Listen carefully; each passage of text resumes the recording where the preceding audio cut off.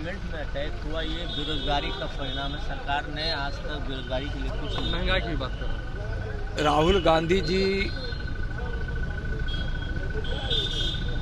की न कोई समझ है और न समझना ही चाहते हैं। क्या बोलेंगे, विषय कुछ होता है, बोलते क्या है समझ में नहीं आते हैं। राहुल गांधी जी को है सोचना चाहिए कि माननीय प्रधानमंत्री आदरणीय नरेंद्र मोदी जी के अनेकों योजनाओं से इस देश से गरीबी मिट रही है और बेरोजगारी मिट रही है और नौजवानों को रोजगार मिल रहा है।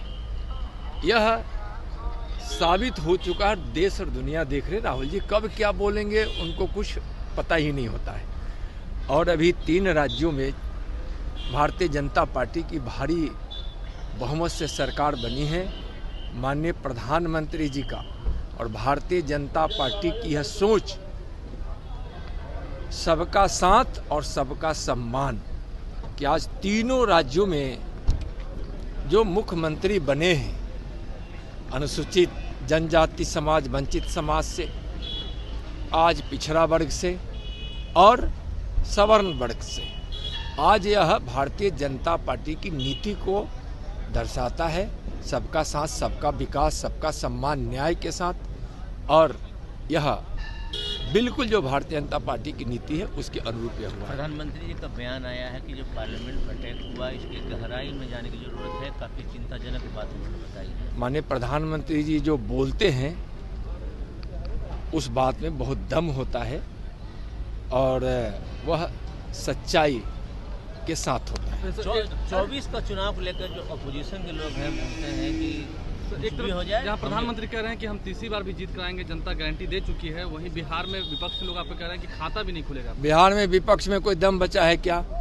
आप देखे होंगे माननीय प्रधानमंत्री जी तीसरी बार प्रधानमंत्री बने, इसके लिए इस देश की जनता कमर कस ली है और चल पड़ी है माननीय प्रधानमंत्री जी को तीसरी बार भारी बहुमत से, यानी पिछली बार से भी ज्यादा सांसद देकर, बहुमत देकर प्रधानमंत्री बनाने के लिए। इस देश का भरोसा, इस देश का विश्वास माननीय मोदी जी पर है। 350 से भी ज्यादा। और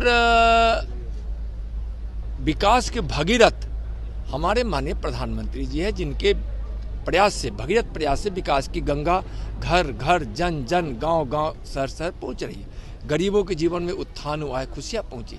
आज हर वर्ग, हर समाज और देश के कोने कोने, गांव गांव, शहर शहर के लोग तक जो विकास पहुंच रहा है और जो विश्वास लोगों के मन में आया है, इससे माननीय प्रधानमंत्री जी की लोकप्रियता भी बढ़ी है और देश आत्मनिर्भर बनने की ओर भी है।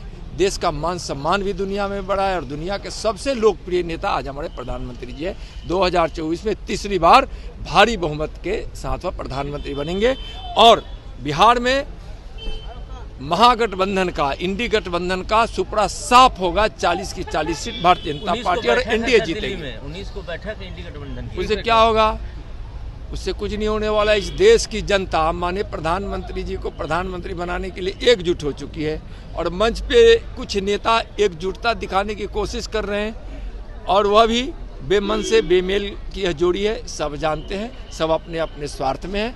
इस देश की जनता जानती है कि निस्वार्थ भाव से और देश के हित में, देशवासियों के हित में और कोई काम करने वाले हमारे नेता है तो हमारे माननीय प्रधानमंत्री आदरणीय नरेंद्र मोदी जी। नीतीश कुमार और बिहार में जेडीयू के जो प्रिंसिपल ख्वाब है, क्या वो चकनाचूर हो रहे हैं? क्या आपको लगता है नीतीश कुमार के ख्वाब चकनाचूर हो चुका है? अब क्या होगा चकनाचूर? बिल्कुल साफ, जेडीयू साफ हो चुकी है, आरजेडी साफ हो चुकी है। लोकसभा के चुनाव में 40 की 40 seat NDA Bharatiya Janata party जीती। सर, डीएमसीएच के प्रिंसिपल दारू पार्टी करते देखे गए हैं। जब एम्स बनने की बारी आई तो उन्होंने ही सवाल खड़ा किया था कि एम्स यहाँ बनेगा तो स्वायत्तता भंग हो जाएगी। देखिए, नीतीश कुमार जी अपने जिद पे अड़े रहते हैं। इस बिहार में शराबबंदी बंद होनी चाहिए, उस पर प्रतिबंध लगनी चाहिए, लेकिन शराब नीति इनकी गलत है। बंद करने की इनके लोग, इनके थाना पुलिस सब यहाँ शराब बनवाने में लगे हैं, पहुँचाने में लगे हैं। शराब नीति फेल है और जिसके कारण जहरीली शराब से हजारों लोगों की मौत हो चुकी है। नीतीश जी की यह नीति फेल है। नीतीश जी, आपके शासन में कहीं भी शराब बंद नहीं है। पहले से ज्यादा शराब की बिक्री है और अवैध शराब का व्यापार हो रहा है, नकली शराब लोगों तक पहुंच रहा है।